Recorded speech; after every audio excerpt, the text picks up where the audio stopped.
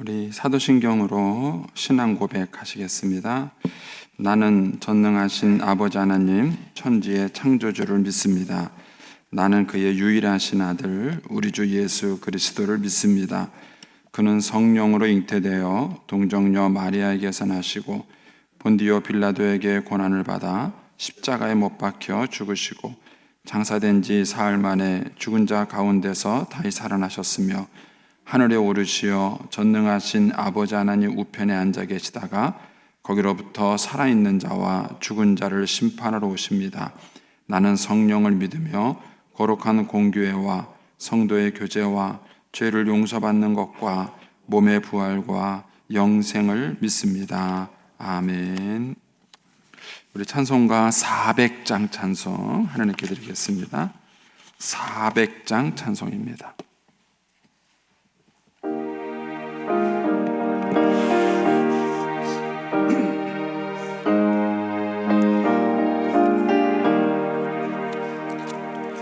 험한 시험물 속에서 나를 건져주시고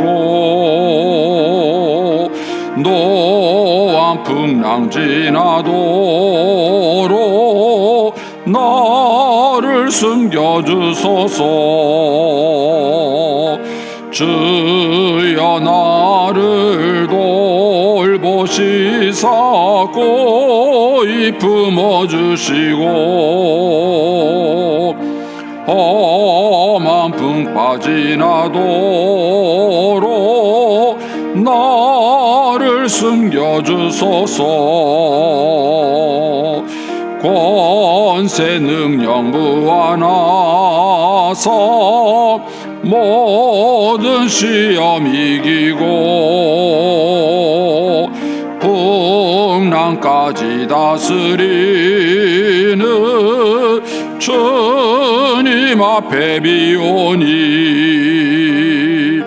주여 나를 돌보시사 고이 품어주시고 험한 풍파 지나도록 나를 숨겨주소서. 죄악길에 빠진 이 몸 캄캄한데 헤매며 부르짖는 나의 원 들으소서. 내 주여 주여 나를 돌보시사 고이 품어주시고 험한 풍파 지나도록 나를 숨겨주소서.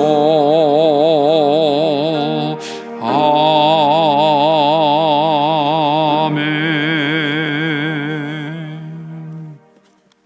기도하겠습니다. 좋으신 아버지 하나님 은혜를 감사합니다. 지난 간밤에도 저희들을 주님 품 안에서 편히 쉬게 해주시고 또 이 새벽에도 저희들을 주 앞에 불러주심을 감사합니다.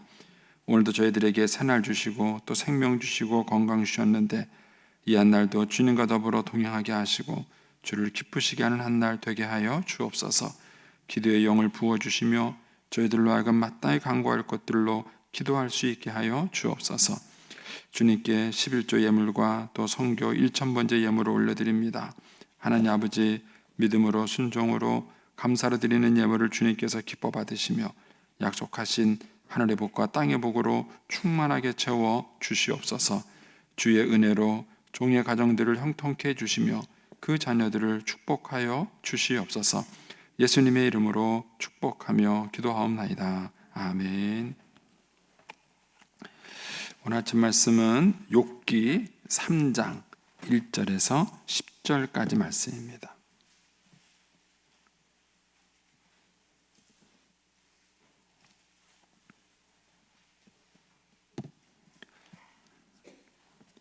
욥기 3장 1절에서 10절까지 말씀입니다.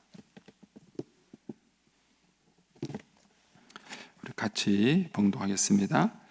그 후에 욥이 입을 열어 자기 생일을 저주하니 욥이 입을 열어 이르되 내가 난 날이 멸망하였더라면 산의 아이를 베었다 하던 그 밤도 그러하였더라면 그날이 캄캄하였더라면 하나님이 위에서 돌보지 않으셨더라면 빛도 그날을 비추지 않았더라면 어두움과 죽음의 그늘이 그날을 자기의 것이라 주장하였더라면 구름이 그 위에 덮였더라면 흑암이 그날을 덮었더라면 그 밤이 캄캄한 어둠에 잡혔더라면 해의 날수와 달의 수에 들지 않았더라면 그 밤에 자식을 베지 못하였더라면 그 밤에 즐거운 소리가 나지 않았더라면 나를 저주하는 자들 곧 리워야단을 격동시키기에 익숙한 자들이 그 밤을 저주하였더라면 그 밤에 새벽별들이 어두웠더라면 그 밤이 광명을 발할지라도 얻지 못하며 동틈을 보지 못하였더라면 좋았을 것을.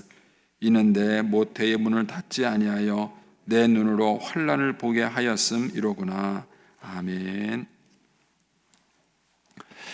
이 새벽에도 주의 은혜와 축복이 함께 하시기를 축원합니다. 이제 오늘부터 이제 욥기 3장을 보는데 욥기 3장부터가 이제 욥의 진짜 본론이라고 할 수 있습니다. 처음에 말씀드렸던 것처럼 욥기 1장, 2장은 욥기 전체의 어쩌면서는 서론적인 역할을 하는 거고, 그 다음에 욥기 42장에 가면은 이제 욥기 마지막에 대한 결론이 나옵니다. 그래서 요거는 산문 형태로 되어 있습니다. 산문, 이렇게 글을 쓰는 형태로 되어 있고, 이 욥기 3장부터 이제 41장까지의 욥기의 본론이라고 할 수 있는 이 내용은 이제 시가서 형태로 되어 있습니다. 그래서 이 본문은 이제 산문, 그러니까 일반 글 쓰듯 보는 것보다는 시를 읽듯이 보셔야 됩니다. 그래서 제가 이제 뮤지컬로 예를 들어 드렸죠. 이제 뮤지컬을 보면은 이렇게 전체적으로 보면은 내용이 있어요. 흐름이 있습니다. 등장인물에서 흐름이 쭉 어떤 스토리가 이어져 가는데, 그 스토리를 그 나온 배우들이 얘기를 할 때 일반 얘기로 하지 않아요. 일반은 그냥 이렇게 대사로 말하지 않고 노래를 합니다. 노래를 막 해서 그 노래 속에 이제 이야기가 담겨져 있고 전체적인 흐름이 이어져 있습니다. 차이가 뭐라고 생각하세요, 여러분? 배우가 나와서 나 힘들어 이렇게 얘기하는 거하고 자기가 힘든 것을 비유적으로 이렇게 노래로 이렇게 표현하는 거하고 뭐가 다르다고 생각하세요? 우리 한국 사람들이 사실은 그동안 이제 먹고 사는데 너무 힘드셨어요. 우리 어른들은요. 그래서 이렇게 쉰다는 개념, 여유 있다는 개념이 없습니다. 근데 이제 우리나라는 이렇게 굉장히 그 짧은 시간에 이 경제적인 부흥이 일어서 지금 OECD 국가에 7인가요? 이렇게 우리나라가 들었어요. 그러니까 이게 엄청난 발전이에요.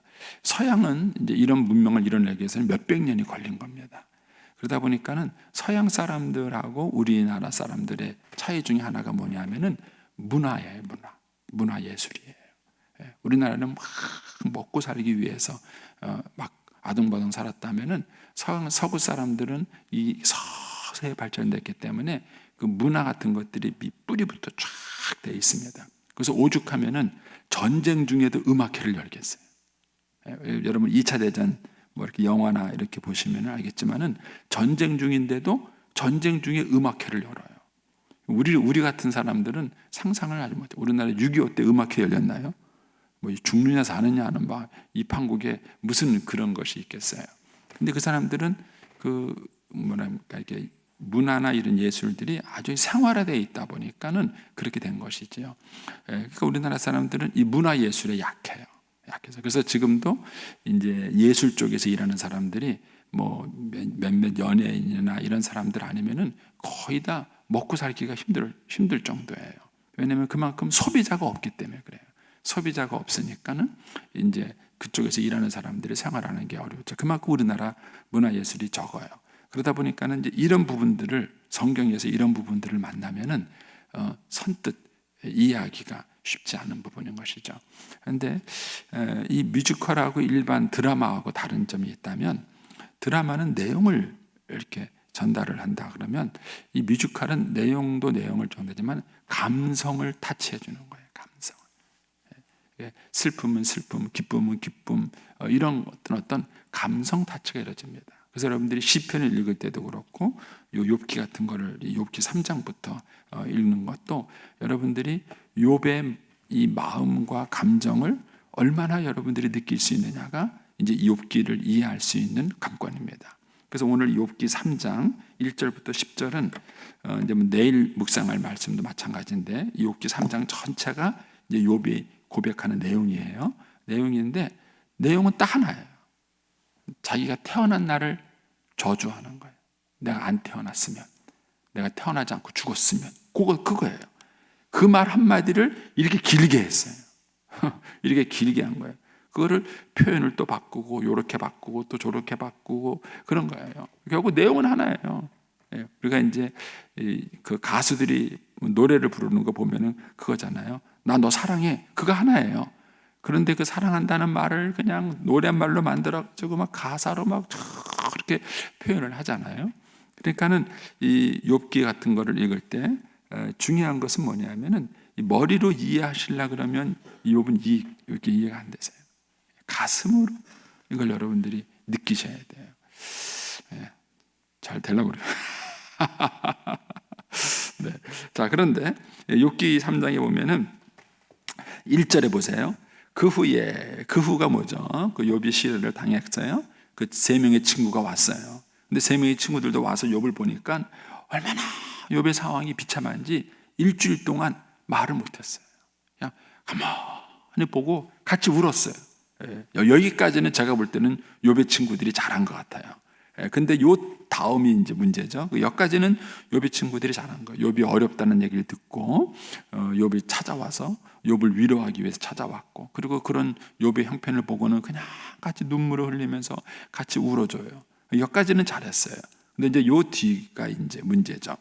욥도 여기까지는 잘했죠. 하나님을 원망하지 않고 이제 여기까지는 잘했어요. 그런데 이제 욥기 3장부터 욥의 말을 들으면 이제 갈등이 약간 생기죠. 자, 그래서 거기 보면 1절에 그 후에는 이렇게 이제 욥이 고난을 당하고 친구들이 왔어요. 그리고 일주일이 지났어요. 그 후에입니다. 그 후에 욥이 먼저 입을 열었어요. 친구들이 먼저 얘기를 한 게 아니라 욥이 먼저 입을 열은 거예요. 그러니까 친구들도 이때까지는 욥이 너무 어려운 환난을 당하니까 가서 뭐라고 위로를 해야 될지 모르겠어요. 사실 저도 목회하면서 그런 경우가 참 많아요. 많은데 이게 어렵다는 얘기를 듣고 갔는데 너무 형편이 어렵고 힘드니까 뭐라고 그분한테 가서 얘기를 해야 될지 정말 막막할 때가 있어요. 그러니까는 이 욥이 이제 친구들도 그런 것이고 이런 침묵에 깬 것이 욥이 제일 먼저 깬 거예요. 욥이 먼저 입을 열은 것입니다. 그래서 뭘 했느냐면 자기 생일을 저주하니라. 이거 끝이에요. 이 내용이 다예요. 그리고 그 밑에 이제 2절에 욥이 입을 열어 이르되 하면서 그 입을 열어서 한 모든 내용이 뭐냐면은 자기 생일을 뭐예요? 저주하는 거예요. 내가 안 태어났더라면, 내가 차라리 안 태어났더라면, 이렇게 이제 저주하는 내용이죠. 그것이 이제 문학적 표현으로 바뀌었죠. 내가 난 날이 멸망하였더라면, 사내 아이를 배웠다 하던 그 밤이 그렇하였더라면, 그렇게 멸망했더라면, 그날이 내가 태어난 날이 햇빛이 나는 것이 아니라 깜깜했더라면, 비유죠. 태어나는 것은 엄마 뱃속에 어두운 속에 있다가 응앙하고 태어나서 빛을 처음 보는 거잖아요. 그런데 이제 어둠 속에 있다가 탁 태어나서 응앙하고 태어난 게 죽으니까 뭐예요? 깜깜한 거죠. 이런 식의 이제 문학적 표현으로 이제 욥이 자기 생일을 저주하는 내용을 쫙 이렇게 합니다. 여러분들이 읽어보시면서 이런 어떤 그 욥의 마음과 이런 것들을 느꼈으면 좋겠다 하는 생각이 듭니다. 여러분 살아가면서 살아가시면서 태어난 거를 후회해 본 적이 있으세요? 태어난 거를 없어요? 그 게테가 그런 얘기를 했어요. 눈물을 흘리면서 빵을 먹어보지 않은 사람하고는 인생을 논하지 마라. 여러분들 욥기를 읽으시고 공감이 안 되는 분들하고는 얘기를 하지 않아요. 저는 이제 제 인생에서 이제 어머님 많이 어머님이 된다. 우리 가족 때문에 이제 어려움이 있었는데, 그리고 이제 예수를 만났죠. 예수님을 만나고 막 굉장히 기쁘고 즐겁게 신앙생활을 하다가 20대에 한번 큰 어려움을 겪었어요. 기회가 되면 또 얘기해 드리기로 하고 큰 어려움을 겪었습니다. 그때 제가 욥기를 처음 읽었어요. 신앙생활 하면서 욥기를 이렇게 제가 스스로 읽거나 통독을 해보지는 않았어요. 근데 그때 이제 그 어려움이 처음 있을 때 그냥 앉아서 욥기만 계속 읽었어요. 근데 뭔 말인지 모르겠더라고요. 그냥 들은 얘기는 있어서 욥이 고난 당했다는 사람이라더라. 이런 들은 풍어는 있어가지고 욥기를 계속 했는데 몇 번 반복해서 읽으니까 조금 알겠더라고요. 욥기를 처음에서 반복해서 읽었다 조금 알겠더라고요. 여러분, 욥기 이 3장에서 욥이 제일 먼저 한 얘기는 뭐냐면 자기가 태어난 것, 이걸 다르게 표현해 보면 이겁니다.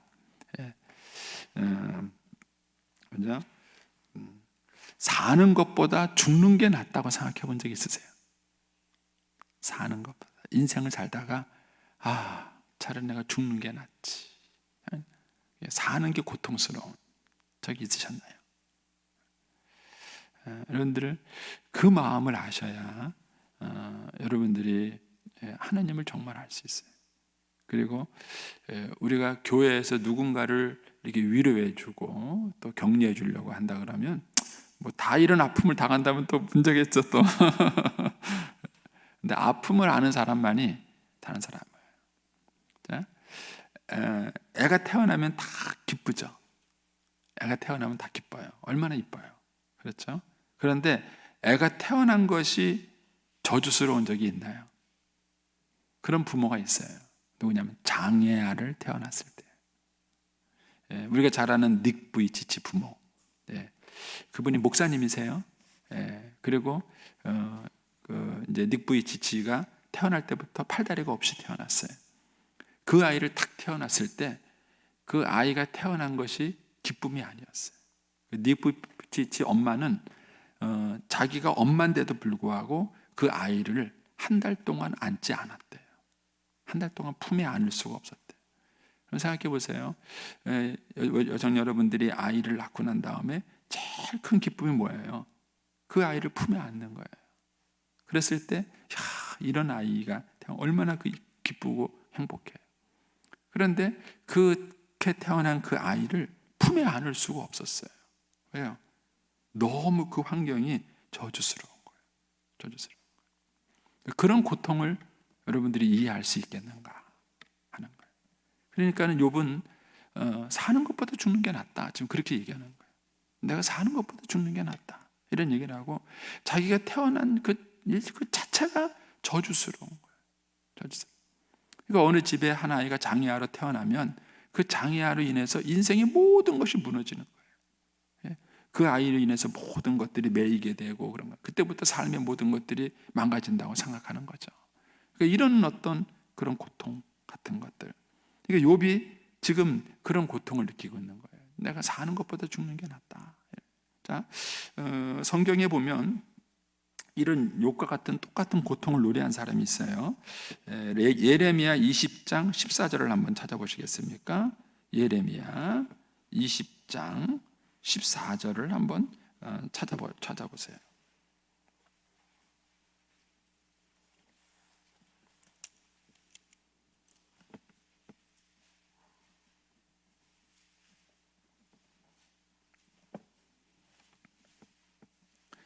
찾았습니까?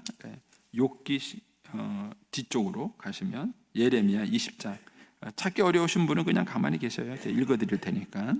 예레미야 20장 14절. 우리가 이제 통성경을 배우셨으니까 예레미야가 어느 시대 활동했던 사람이라는 걸 아시죠? 그런 걸 염두에 두고 읽으셔야 이게 실감이 되는 거예요.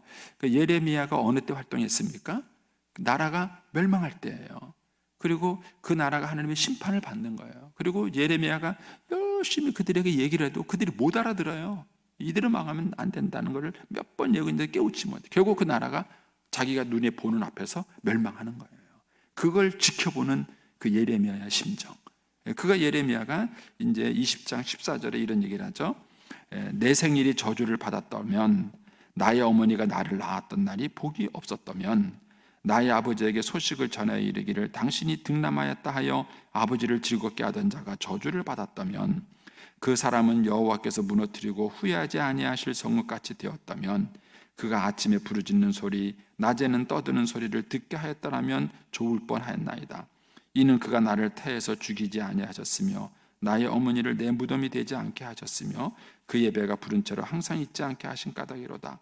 어찌하여 내가 태에서 나와서 고생과 슬픔을 보며 나의 날을 부끄러움으로 보내는고. 그랬습니다. 지금 똑같죠? 이 내용을 욥기에다가 쑥 집어넣고 얘기해도 다르게 느껴지지 않아요. 그래서 욥과 예레미야는 사는 시대가 다릅니다. 욥은 우리가 성경적인 시각으로 보면은 아브라함 시대 때 살았던 사람으로 평가가 돼요. 욥은요. 그리고 예레미야는 이스라엘이 왕정이 망했을 때예요. 그러니까 아브라함에서 왕정이 망할 때니까 얼마나 떨어진 세월을 사는 사람이에요. 그런데 욥이 느끼는 고통과 이 예레미야가 느끼는 고통이 똑같아요. 그래서 이 예레미야에 있는 이 내용을 뚝 떼어다가 욥기 3장에다가 쓱 집어넣으면요, 아마 성경 잘 모르는 사람은 그 내용이 그 내용인가 보다 이렇게 이해할 정도로 똑같은 거예요. 그러니까 인간의 고통은 똑같은 거예요. 세월이 지나고 바뀐다 그래서 인간의 고통이 달라지는 것이 아니에요. 그러니까 우리가 삶을 살아가면서 이런 순간과 어려움이 있다는 것이죠. 고통이 있다는 것입니다. 그래서 저와 여러분에게 이런 고통이 느낄 수 없으면 정말 감사하세요. 혹시 여러분 중에 지금까지 사는 중에 살아오신 중에 내가 사는 것보다 죽는 게 낫다 이런 생각을 한 번도 안 해보신 분은요, 이번 주에 감성금하세요. 고난과 시련이 없이 살아오신 거예요. 저는 뭐 욕만큼은 아니겠지만 정말 삶이 후회스러웠던 적이 있어요. 근데 지금 생각하니까 이제 하나님이 저를 목사로 부르시기 위해서 이제 그런 시련을 주신 것 같아요. 그렇게 해야만 이제 성도들의 아픔이나 어려움을 이제 공감할 수 있으니까 하나님께서 그런 시련을 주신 게 아닌가. 이제 지금 돌아보면은 이해가 돼요. 근데 그때는 이해가 안 됐어요. 그때는 하나님 나한테 어떻게 이러세요? 어떻게 나한테 이러실 수 있으세요?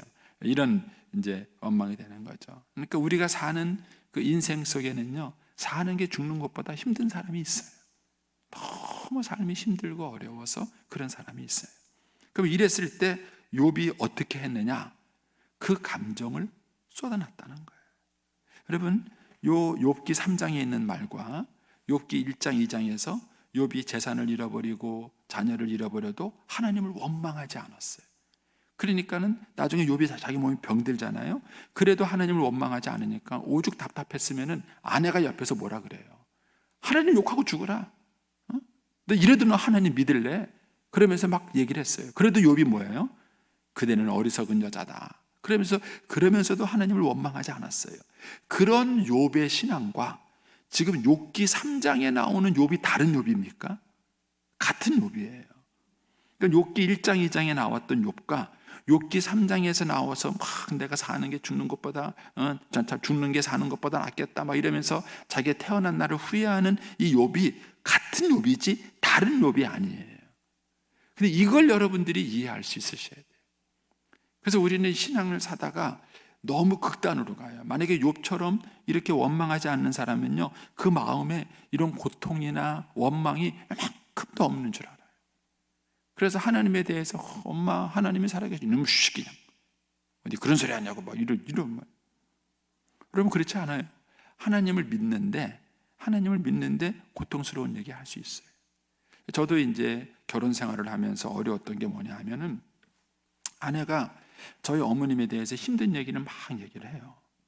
근데 틀린 얘기는 아닌데 그거를 들어주는 게 별로 마음이 편치 않은 거예요. 저는 마음이 편치 않은 거예요. 그래서 꼭 그렇게 이제 그런 말을 듣고 나면은 제가 이제 말이 공격적인 언어로 바뀌어요. 그럼 니는만 잘하냐? 너는 잘하냐? 뭐 이렇게 나가면서 이제 말이 공격적으로 바뀌게 되는 거예요. 그러면 이제 아내가 말을 탁 닫아요. 그리고 이제 울어요. 저는 또 아내가 또 울면 또 마음이 아파요. 또. 아내가 팍팍 울어요. 왜 울어? 왜? 내가 틀린 말 했어. 왜 울어? 내가. 근데 이제 아내가 원했던 것은 뭐냐면은 그냥 힘들다는 거예요. 근데 그걸 제가 이해하기가 힘들었어요. 남자든 이 머리, 지성적 사고를 하니까 아내가 불평스러운 말을 하는 그 자체가 저는 싫은 거예요. 그게 아내 얘기가 틀린 얘기는 아닌데, 그러니까 저도 이제 반론을 제기하게 되고 아내를 공격하게 되는 거예요. 그런데 아내는 저희 어머님에 대해서 불평하는 말도 하고 막 얘기를 하지만 한 번도 저희 어머님하고 싸워본 적이 없어요. 그리고 저희 어머님께 들어가는 돈에 대해서 한 번도 불평을 해본 적이 없어요. 자기가 먹고 살기가 힘들면, 사실 저희는 우리 아이 셋을 사실 충분히 교육을 못 시켰어요. 제가 이제 아버지로서 그런 부담감은 있어요. 근데 그런 것 중에 하나가 뭐냐면 부모님께 쓰는 돈과의 균형이에요. 어디까지 부모님께 돈을 써야 되는가, 어디까지 자녀들에게 돈을 써야 되는가, 이 돈에 대한 균형이 문제예요. 그런데 한 번도 아내는 저희 어머니께 쓰는 돈에 대해서 불평을 해본 적이 없어요. 그런데 그렇게 겉으로 잘 해주는 것과 마음속에 힘듦이 없는 것은 별개의 문제예요. 그러니까 아내는 저희 어머님을 잘 섬기면서도 힘든 건 힘든 거예요. 어려운 건 어려운 거예요. 그래서 그 얘기를 한 거예요. 근데 저는 어떻게 들었냐면은, 아내가 힘든 얘기를 들으면은 이제부터 엄마 안 모시겠다는 거야? 이렇게 생각이 되는 거예요. 그리고 이제 어머니하고 헤어지겠다는 이런 그 생각을, 이 남자들이 문제예요. 좀 회개합시다, 우리 남자들.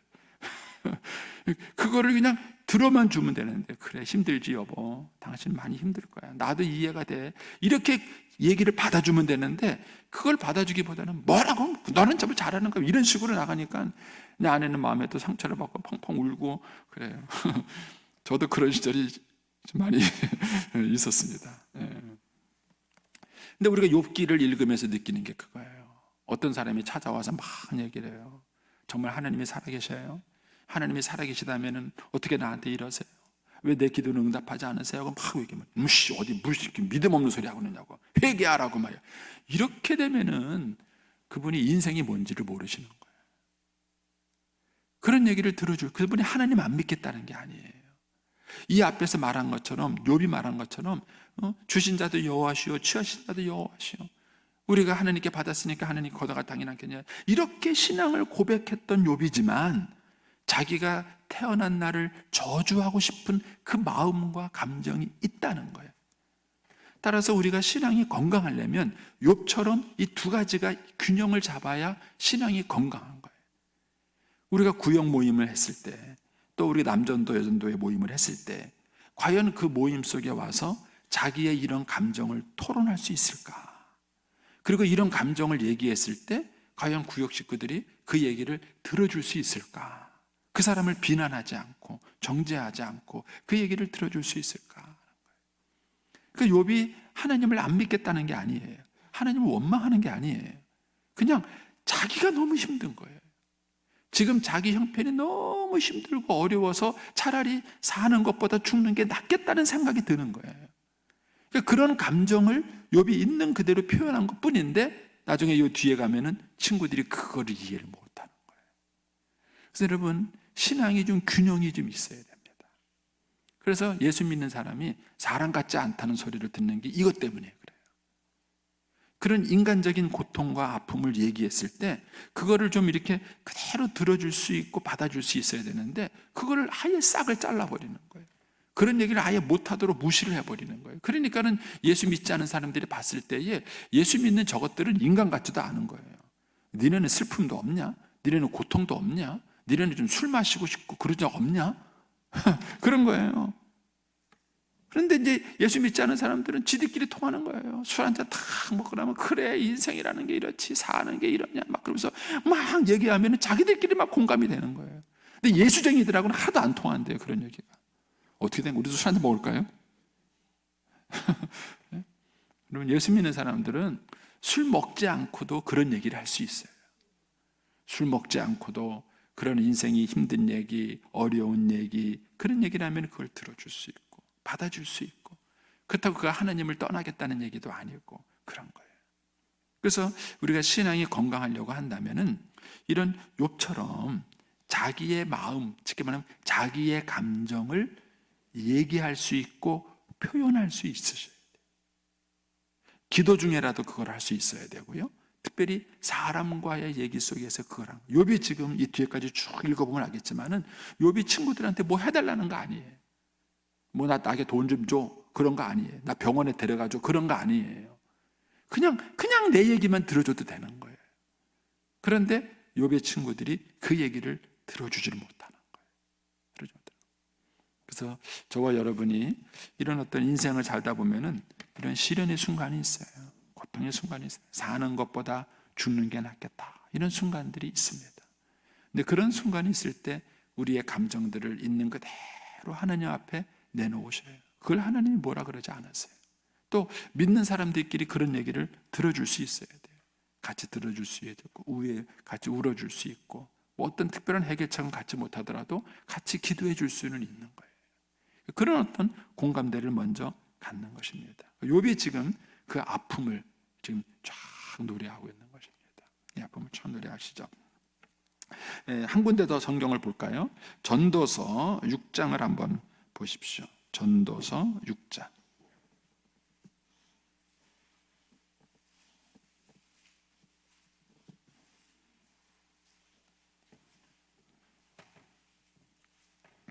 이 전도서는 어떤 책인지 아시죠? 여러분들이 통성경을 통해서 성경 각권을 볼 때마다 성경 각권이 가지고 있는 배경, 이런 것들을 여러분들이 아시고 읽으시면 도움이 돼요. 그러니까 전도서는 솔로몬이 말년에 쓴 거예요. 말년에 자기가 하고 싶은 대로 인생을 다 살아보고 난 다음에 그것을 후회하듯이 쓴 것이 이 전도서입니다. 그러면서 그 속에 담겨져 있는 인생의 지혜가 있는 것이죠. 전도서 6장입니다. 욥기, 시편, 잠언, 전도예요. 욥기, 시편, 잠언, 전도. 전도서 6장 3절부터 보면 이제 거기 그 욥과 같은 고통을 얘기해요. 그런 인생의 후회를 얘기하는데, 사람이 비록 100명의 자녀를 낳고 또 장수하여 사는 날이 많을지라도 오래 살아요. 그의 영혼은 그런 행복으로 만족하지 못하고, 또 그가 안장되지 못하면 나는 이르기를 낙태된 자가 그보다 낫다. 그러니까 차라리 안 태어난 것이 낫다, 이런 거죠. 낙태된 자는 헛되이 왔다가 어둠 중에 가매 그의 이름이 어두움에 덮이니 햇빛도 보지 못하고 또 그것을 알지 못하나 이가 그보다 더 평안함이라. 그가 비록 천년의 갑절을 산다 할지라도 행복을 보지 못하면 마침내 다 한 곳으로 돌아가는 것뿐이 아니냐, 이런 거예요. 그러니까는 삶을 살아갔을 때에 기쁨과 행복을 느끼지 못한다면 사는 것보다 죽는 것이 낫다, 이렇게 사람들은 고통의 순간을 가질 수 있다는 것입니다.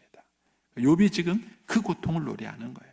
그리고 그렇게만 살아간다면 인생이 참 헛되다, 이렇게 좀 솔로몬이 노래를 하고 있는 것입니다. 그래서 저와 여러분의 삶이 정말 행복하려면은 삶에 소소한 행복과 기쁨이 있어요. 그게 하나님이 우리 인생에 주시는 분기시고 기쁨이에요. 그게 부부가 행복하게 살아가는 거. 하루 종일 열심히 일하고 돌아와서 저녁에 가족끼리 한 식탁에 모여 앉아서 식사하는 것, 이런 것들이 하나님이 우리에게 주시는 소소한 기쁨이고 행복이에요. 그리고 그런 기쁨과 행복이 있을 때 우리가 허무한 인생을 살아가면서도 우리가 후회하지 않는 삶을 사는 것입니다. 여러분, 오늘 한 날을 살아가실 때에도 이웃의 고통을 여러분들이 잘 공감해 줄 수 있게 되길 바라고, 혹시 여러분 가운데 이런 고통이 있다면 하나님께 나와서 욥처럼 마음을 토로하십시오. 그 마음을 토로하시고, 하나님은 우리의 지성만 만지는 분이 아니라 우리의 감성도 만져주시는 거예요. 우리의 마음도 타치해 주십니다. 여러분들이 이 하나님으로부터 주시는 위로와 평강을 경험할 수 있게 되기를 축복합니다. 기도하겠습니다.